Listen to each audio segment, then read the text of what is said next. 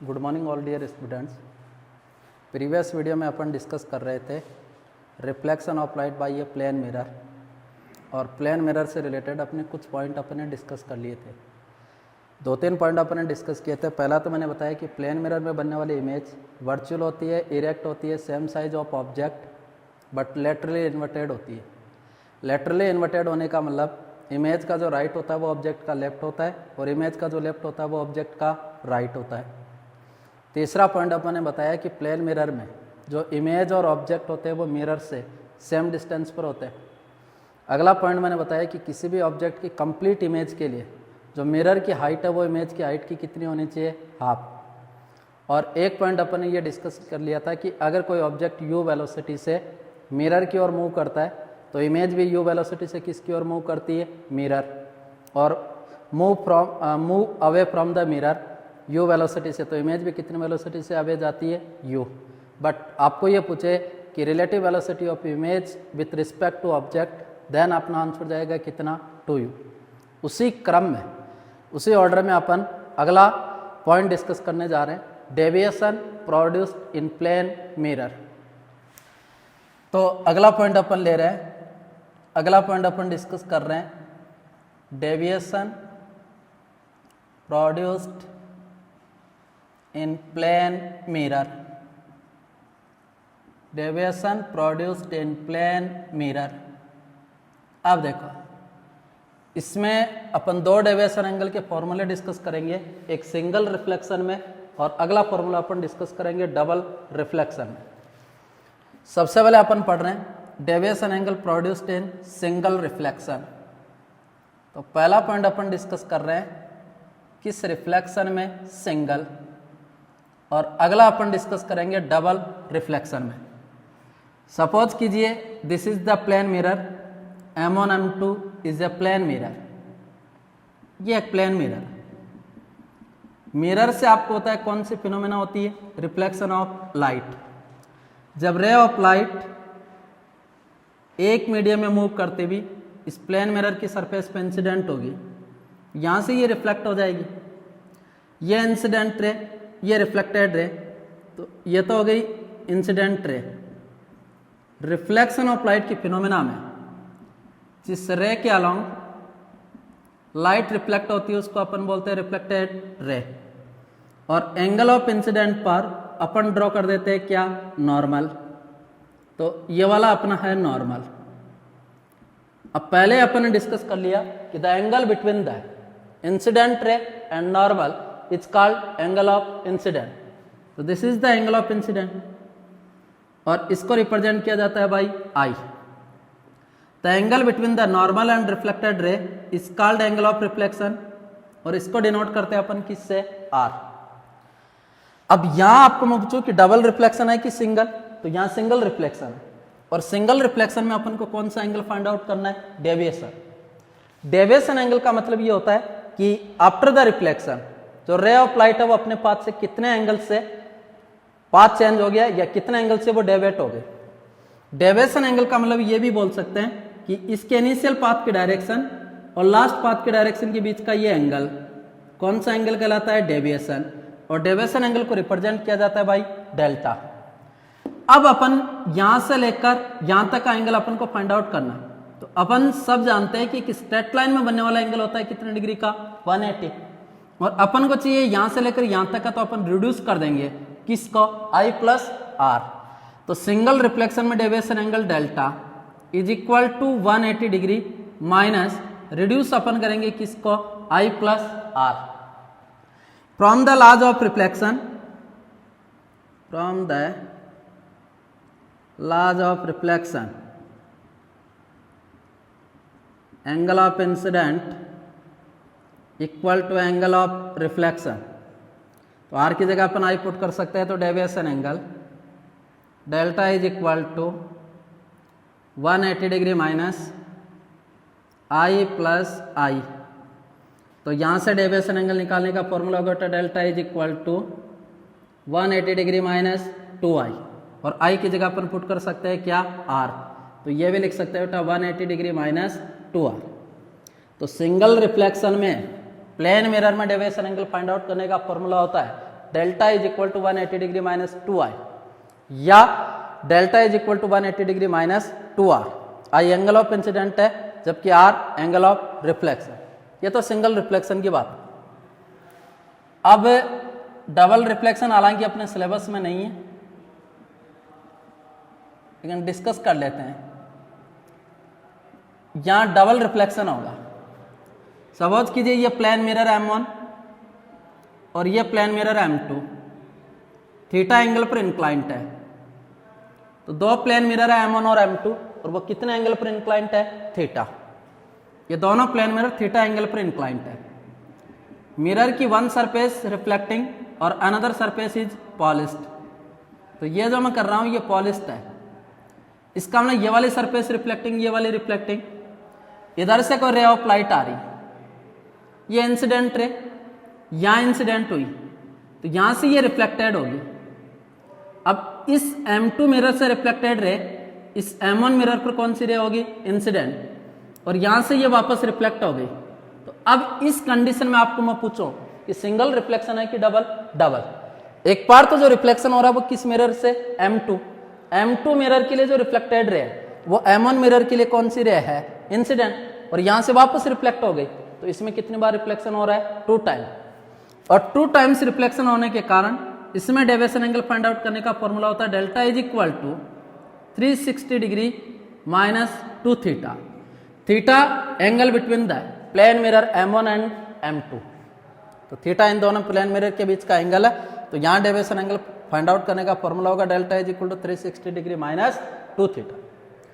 तो ये इसका डेरिवेशन भी अपन कर सकते हैं, लेकिन ये अपने सिलेबस में नहीं है। सीधा आपको शॉर्ट ट्रिक से याद रखना है कि डबल रिफ्लेक्शन में डेविएशन एंगल फाइंड आउट करने का फॉर्मूला होता है delta is equal to 360 degree minus 2 theta, और सिंगल रिफ्लेक्शन में होता है 180 डिग्री माइनस 2i या 180 डिग्री माइनस 2r। अब देखो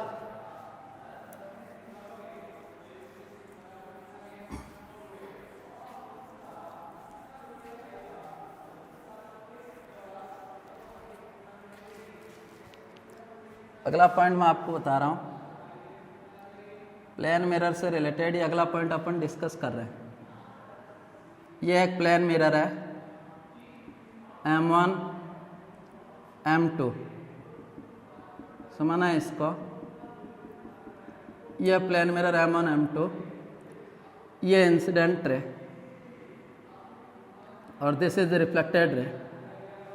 ये इंसिडेंट रे है और ये वाले रिफ्लेक्टेड रे, इसको अपन बोल रहे हैं नॉर्मल। तो ये नॉर्मल है, this is incident ray and this is reflected रे।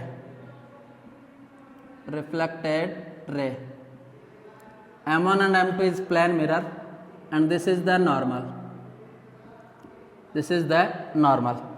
अब देखो पॉइंट मेरा ये है कि किसी इंसिडेंट रे के लिए, किस रे के लिए? इंसिडेंट रे के लिए अगर इस प्लेन मिरर M1 M2 को रोटेट किया जाता है, प्लेन मिरर M1 M2 को रोटेट किया जाता है, तो सपोज करो इसको मैं लिख दूं P A और B। तो PA is incident ray, AB is reflected ray, M1 and M2 is a plane mirror. किसी इंसिडेंट रे के लिए अगर प्लेन मिरर को थीटा एंगल से रोटेट करवाया जाता है, कितना एंगल से? थीटा। जैसे इस प्लेन मिरर M1 M2 को मैं थीटा एंगल से रोटेट करवाता हूं तो रिफ्लेक्टेड रे होती है ना, वो प्लेन मिरर की रोटेशन की डायरेक्शन में 2 थीटा एंगल से रोटेट हो जाती है। कितना एंगल से? 2 थीटा। जैसे ये प्लेन मिरर M1 M2 इसको अपन रोटेट करवा रहे हैं, सपोज करो किस डायरेक्शन में? Anti clockwise. M1 M2 है उसको मैं कितना एंगल से रोटेट करवा रहा हूं? थीटा। और किस डायरेक्शन में? Anti clockwise. तो इसकी नई कंडीशन होगी M1 डैश और M2 डैश। तो जब किसी फिक्स इंसिडेंट रे के लिए अगर इस प्लेन मिरर M1 M2 को थीटा एंगल से रोटेट करवाया जाता है तो रिफ्लेक्टेड रे प्लेन मिरर की रोटेशन की डायरेक्शन में ही कितने एंगल से रोटेट हो जाती है? 2 थीटा। तो ये AB की नई जो कंडीशन होगी ना, वो ये कंडीशन हो जाएगी AB डैश, और ये आपको बता रहा हूं कितने एंगल से रोटेट हो जाएगी? 2 थीटा। तो किसी भी इंसिडेंट रे के लिए अगर प्लेन मिरर M1 M2 को थीटा एंगल से रोटेट करवाया जाता है तो जो रिफ्लेक्टेड रे होती है वो प्लेन मिरर के रोटेशन की डायरेक्शन में कितने एंगल से रोटेट हो जाती है बेटा 2 थीटा। ये भी एक टर्म है जिसको आपको रिमेन करना है या लर्न करना है इसको, कि जैसे ही किसी प्लेन मिरर को इंसिडेंट रे के लिए किसी भी प्लेन मिरर को थीटा एंगल से रोटेट करवाया जाता है तो रिफ्लेक्टेड रे उसी डायरेक्शन में कितने एंगल से रोटेट हो जाती है बेटा 2 थीटा। अब अपन लास्ट टॉपिक इसका डिस्कस कर रहे हैं और वो टॉपिक अपना इंपॉर्टेंट रहेगा बेटा, इसको अच्छी तरीके से समझ लें। सबसे इंपॉर्टेंट टॉपिक है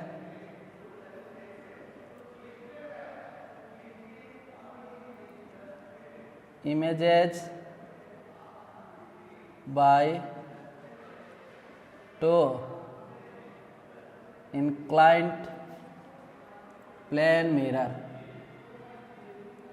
number of images find out करना है, images by two inclined plane mirror. जब दो प्लेन मिरर है, एक तो प्लेन मिरर है आपका M1 और एक प्लेन मिरर है M2, और दोनों प्लेन मिरर M1 और M2 they are inclined theta angle. ये दो प्लेन मिरर है और दोनों प्लेन मिरर M1 और M2 कितना एंगल पर इंक्लाइंट है? थीटा। तो थीटा है angle between the plane mirror M1 and M2। ये दोनों प्लेन मिरर के बीच का एंगल है थीटा। तो दोनों प्लेन मिरर वो कितना एंगल पर इंक्लाइंट है? थीटा। जैसे यहाँ किसी ऑब्जेक्ट को रखा जाता है, जैसे आपको मैं पूछूँ ये ऑब्जेक्ट है और इस ऑब्जेक्ट की कितनी इमेज फैब्रिकेट होगी या कितने इमेज का फॉर्मेशन होगा इसमें, तो यहाँ इस ऑब्जेक्ट की होगी वो इमेज होगी मोर देन 1 होगी, एक से ज़्यादा होगा। ठीक है, क्योंकि ये दो प्लेन मिरर है तो यहाँ डबल रिफ्लेक्शन होगा, बार बार रिफ्लेक्शन होगा। तो यहाँ इसकी इमेज होगी वो मोर देन 1 होगी, एक से ज़्यादा इमेज फैब्रिकेट होगी। तो अपन निकाल रहे हैं images by two inclined plane mirror. तो इमेजेज फाइंड आउट करने के लिए सबसे पहले अपन इसमें वैल्यू फाइंड आउट करते हैं 360 डिग्री अपॉन थीटा। जब दो प्लेन मिरर किसी एंगल पर इंक्लाइंट होते हैं और उनके बीच में रखे हुए ऑब्जेक्ट की अगर अपन को नंबर ऑफ इमेजेज पूछता है तो इमेजेज फाइंड आउट करने के लिए अपन वैल्यू फाइंड आउट करते हैं 360 डिग्री अपॉन थीटा।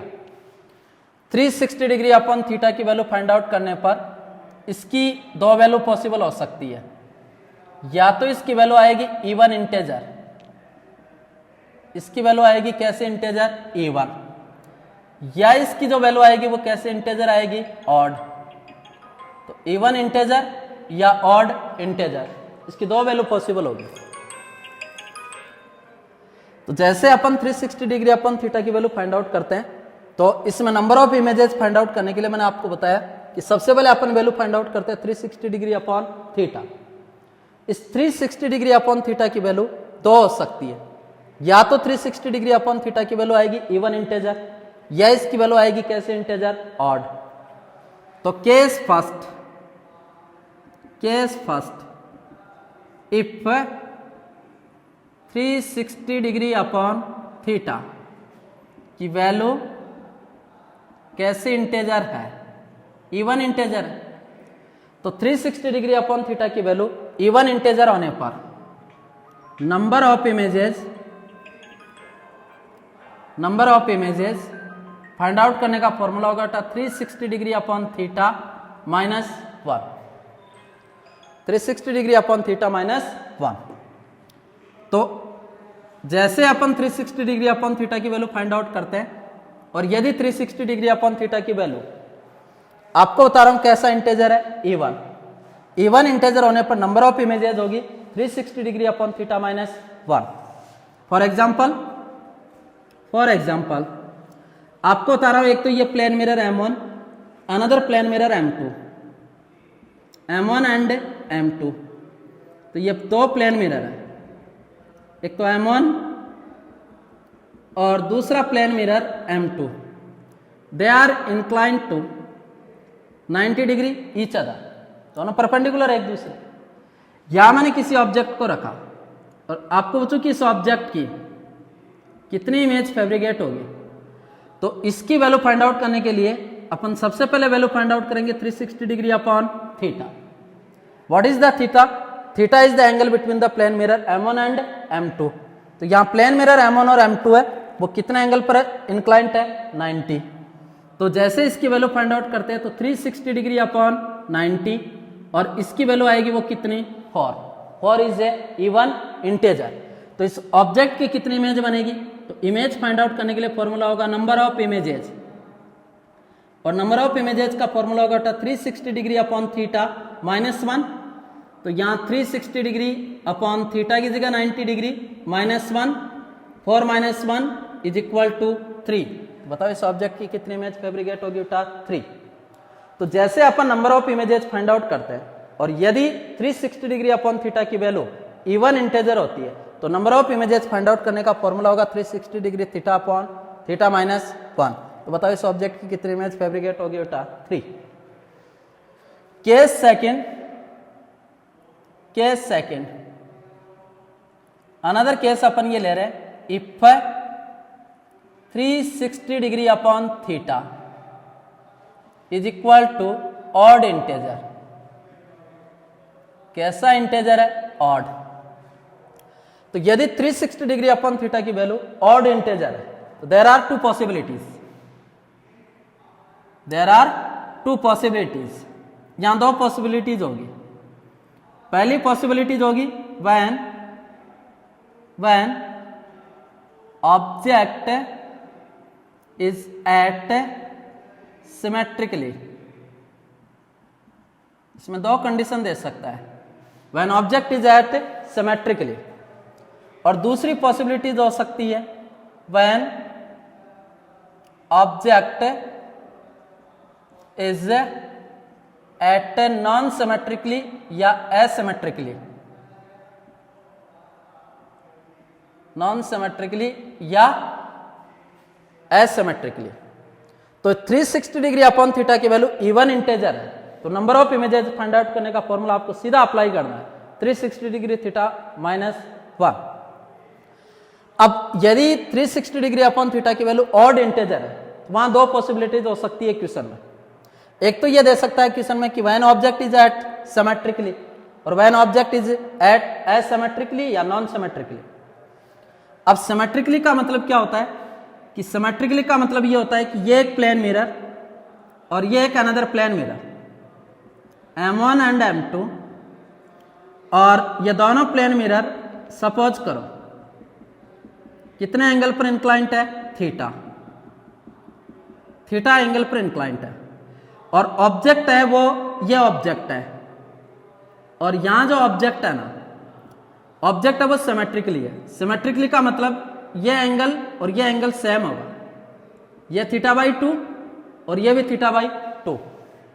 तो इसका मतलब तो ये हो गया सिमेट्रिकली, ऊपर का और नीचे का ये एंगल ये सेम है।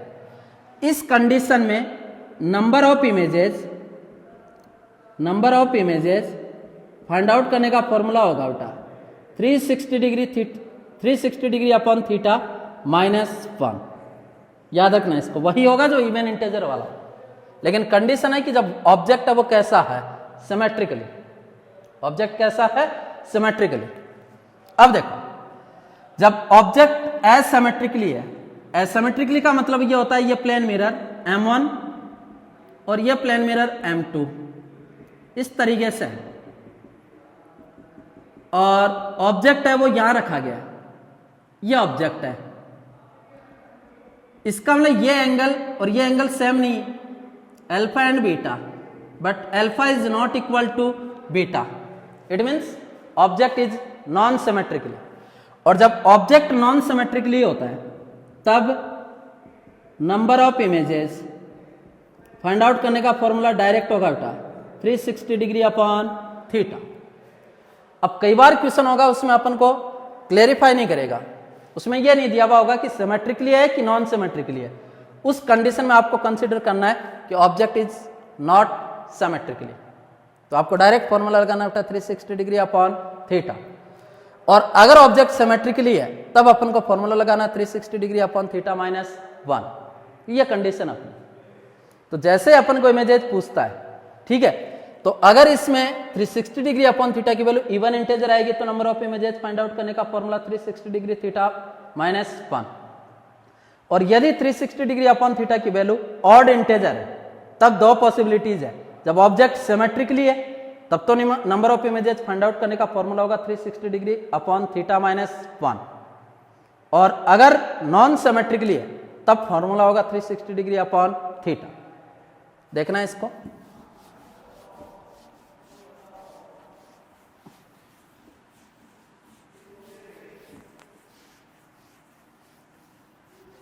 सिंपल सा क्वेश्चन दे देगा, जैसे क्वेश्चन दे दिया बेटा, two plane mirror are inclined 40 degree angle, then find out the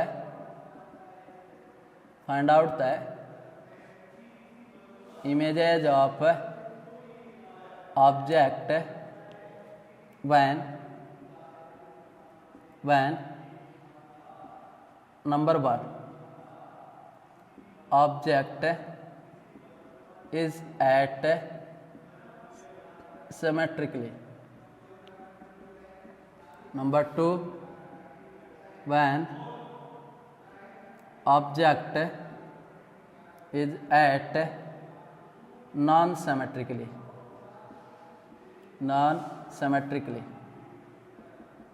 ठीक है, दो अलग अलग कंडीशन दे दी। तो ये दो प्लेन मिरर है M1 और M2, दोनों प्लेन मिरर कितने एंगल पर इंक्लाइंट है? 40 डिग्री एंगल पर इंक्लाइंट है। और यहाँ कोई ऑब्जेक्ट रखा गया है, अपन को इस ऑब्जेक्ट की फाइंड आउट करनी है क्या? इमेज फाइंड आउट करने के लिए सबसे पहले अपन को पता है वैल्यू फाइंड आउट करेंगे 360 degree upon theta. 360 degree upon theta की जगह 40 is equal to 9। 9 is a odd integer. 9 is a odd integer. अब अपन को number of image find out करनी है। पहला केस दिया है when object is as symmetrically, और सिमेट्रिकली कंडीशन में फाइंड आउट करने के लिए number of images find out करने का फॉर्मूला होता है 360 degree upon theta minus 1। 360 degree upon theta की वैल्यू कितनी? 9। 9 माइनस 1 इज इक्वल टू कितना? 8। तो इमेज कितनी फैब्रिकेट होगी? 8। अगला केस है when object is at non symmetrically, और नॉन सिमेट्रिकली में आपको बताया कि डायरेक्ट फॉर्मूला होगा 360 डिग्री अपॉन थीटा। तो सेकंड वाले केस में नॉन सिमेट्रिकली में नंबर ऑफ इमेज और number of images find out करने का formula direct 360 degree upon theta. तो आंसर अपना कितना आएगा बेटा? 9। अब इसी क्वेश्चन को ऐसा दे सकता था कि two plane mirror are inclined 40 degree angle, then find out the image of object. केवल इतना होता। तो इसमें न तो ये क्लेरिफाई किया है कि ऑब्जेक्ट सिमेट्रिकली है, और न ये क्लेरिफाई किया है कि ऑब्जेक्ट इज एट एसिमेट्रिकली। इस केस में अपन को ये मानना है कि ऑब्जेक्ट वो कैसा है? एसिमेट्रिकली। उस केस में इसका आंसर आएगा बेटा कितना? 9। तो इस तरीके से अपन को इमेज फाइंड आउट करना। क्लियर? आगे देखो।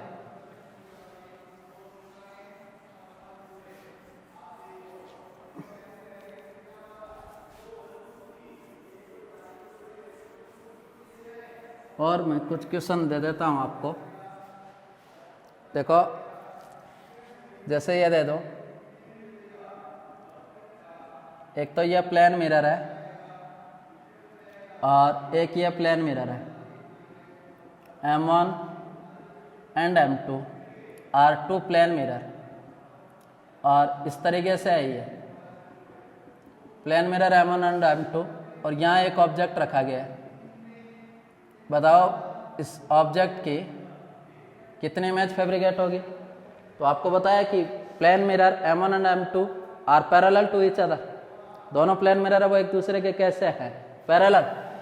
जब दोनों plane mirror M1 and M2 are parallel to each other, दोनों पैरेलल है, इसका मतलब इन दोनों प्लेन मिरर के बीच का एंगल कितने डिग्री का? 0 डिग्री का। इस केस में अगर अपन को पूछता number of images of object, तो अपन वैल्यू फाइंड आउट करेंगे बेटा 360 डिग्री अपॉन थीटा। 360 डिग्री और थीटा की जगह कितना? 0। आंसर कितना आएगा? इन्फिनिटी। तो जब दो प्लेन मिरर एक दूसरे के पैरेलल होते हैं और उनके बीच में किसी ऑब्जेक्ट को रखा जाता है, तो बताओ उसकी कितनी इमेज फैब्रिकेट होगी? इन्फिनिटी। क्योंकि ना तो ये ऑड है ना इवन है, अपन डायरेक्ट निकालेंगे कि इसकी इमेज कितनी फैब्रिकेट होगी? इन्फिनिटी। ठीक है, इसी प्रकार अपन को ये क्वेश्चन पूछेंगे। एक केस और हो सकता है, अगला केस एक और बता देता हूं। इसमें कई बार क्या होगा, एक अलग केस और लेते हैं अपन। If 360 degree upon theta is not a integer, यदि अपन 360 डिग्री अपॉन थीटा की वैल्यू फाइंड आउट करते हैं और 360 डिग्री अपॉन थीटा की वैल्यू इंटेजर नहीं है, इंटेजर ना होकर अगर डेसिमल फॉर्म में आए, कहने का मतलब कैसे इंटेजर हो? हाफ इंटेजर, मतलब इंटेजर ना हो। सपोज करो कि अगर ये प्लेन मिरर M1 और ये प्लेन मिरर M2, दोनों प्लेन मिरर कितने एंगल पर इंक्लाइंट है? 75 डिग्री। 75 डिग्री एंगल पर इंक्लाइंट है। इस 75 डिग्री एंगल पर इंक्लाइंट है, यहां अपन वैल्यू फाइंड आउट करते हैं 360 डिग्री अपॉन थीटा। यहां थीटा की वैल्यू है कितनी? 75। तो 360 डिग्री अपॉन 75 और इसकी वैल्यू फाइंड आउट करते हैं तो आंसर आएगा 4.8। अब न तो ये ऑड इंटेजर है, न ये कैसा इंटेजर है? इवन। तो वो केस तो अप्लाई नहीं होंगे इसमें, क्योंकि ये पॉइंट में आ गया, डेसिमल फॉर्म में आ गया। तो इसका मतलब 360 degree upon theta is not integer. इस केस में जब पॉइंटों की फॉर्म में अगर कोई भी आती है, पार्शियल फॉर्म में आ जाती है, पॉइंट की फॉर्म में आती है, तो इसमें अपन number of images find out करने का formula, number of images find out करने का फॉर्मूला होगा 360 डिग्री अपॉन थीटा -1, और उससे आगे वाले इंटेजर को अपन नंबर ऑफ इमेजेस होगी। इससे आगे वाले आने वाला इंटेजर होगा ना, इससे जस्ट आगे आने वाला इंटेजर होगा। ये आगे आने वाला इंटेजर ही अपनी क्या होगी? Number of images of object. अब किस तरीके से होगा कि जैसे अपन इसको फाइंड आउट करते हैं, तो 360 डिग्री अपॉन थीटा की वैल्यू कितनी आई? 4.8 -1। तो इस 4.8 में से -1 करेंगे तो बताओ आंसर कितना आएगा? 3.8। और 3.8 के बाद का जस्ट आगे वाला इंटेजर क्या होगा? 4। तो 4 ही उस ऑब्जेक्ट की क्या होगी? Number of images. तो यदि 360 डिग्री अपॉन थीटा की value is not a integer, integer ना आकर पॉइंटों में आती है, तो अपन वैल्यू फाइंड आउट करेंगे 360 डिग्री अपॉन थीटा -1, और जो भी पॉइंटों में वैल्यू आएगी उससे आगे वाला जो इंटेजर होगा वो क्या कहलाएगी बेटा? Number of images. इस तरीके से अपन को इस प्लेन मिरर में क्या फाइंड आउट करनी है? इमेज। अब देखो 2-3 सिंपल चीजें बची है, इसको पूरा करते हैं। Important point related to plane mirror. कुछ पॉइंट याद रखना बेटा, important point related to plane mirror. पहला पॉइंट बता रहा हूं, important point related to plane mirror. पहला पॉइंट मैं आपको बता रहा हूं, focal length of plane mirror is infinity. तो आपको बताया कि what is the focal length of plane mirror, तो प्लेन मिरर की जो फोकल लेंथ होती है वो कितनी? इन्फिनिटी। अगला पॉइंट